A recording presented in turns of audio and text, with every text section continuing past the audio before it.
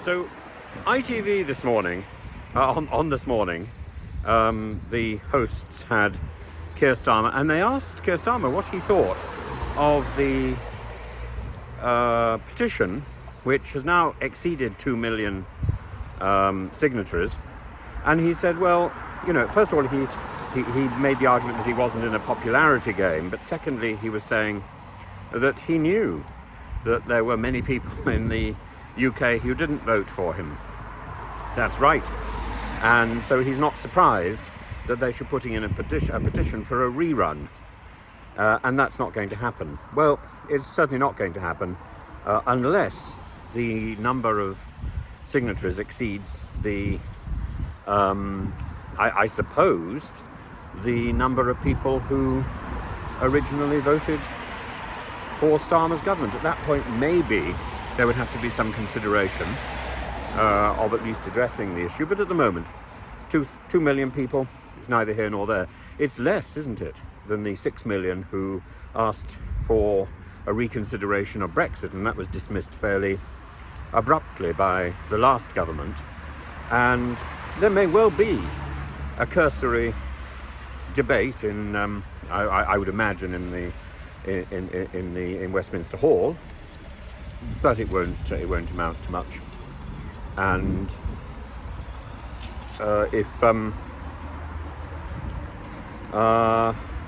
if anything is going to happen, this should spur Kemi Badenoch on to asking questions about and making the case that this £22 billion black hole is not something that the last Conservative government left behind. And she's going to have to produce proof of that, because the Rishi Sunak and Jeremy Hunt, who had the opportunity to make this case, didn't. But of course, the Conservative Party has been treading water since the last election. In fact, I would suggest since COVID, or since Brexit. They're more interested in getting another leader in than they are in doing their job, whether that's governing the country or being His Majesty's loyal opposition.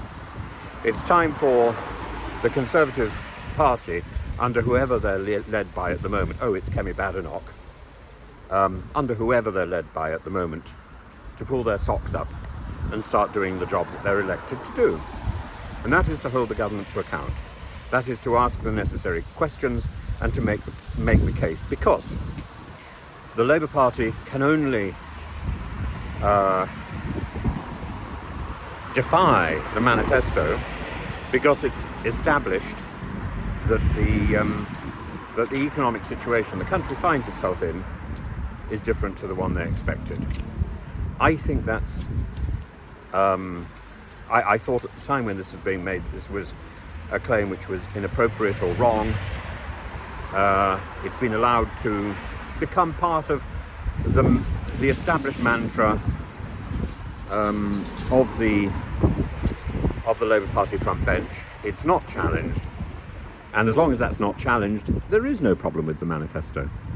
The manifesto is there as a work in progress unless events, dear boy, as Macmillan pointed out,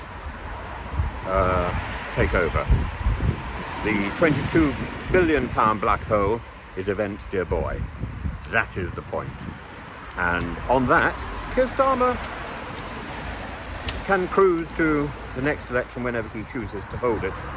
I cannot imagine at any point between now and 2028 or 2029 that his Labour backbenchers would vote against him. It simply is incredible. Even when the backbenchers voted against Boris, when it came to a confidence vote, they voted for the Conservative Party. Backbenchers will not bring down their own government. It doesn't happen, because that would mean to recognise that the opposition would do a better job. That will not happen. Certainly not under Kemi Badenoch.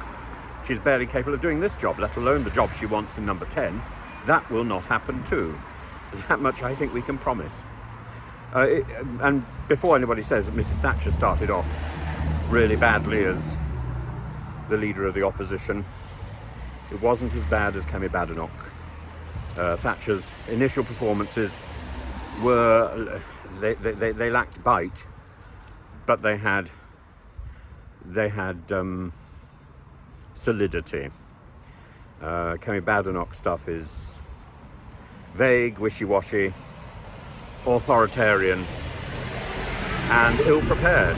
She is ill-prepared, and that is not the way to lead a party. Full stop.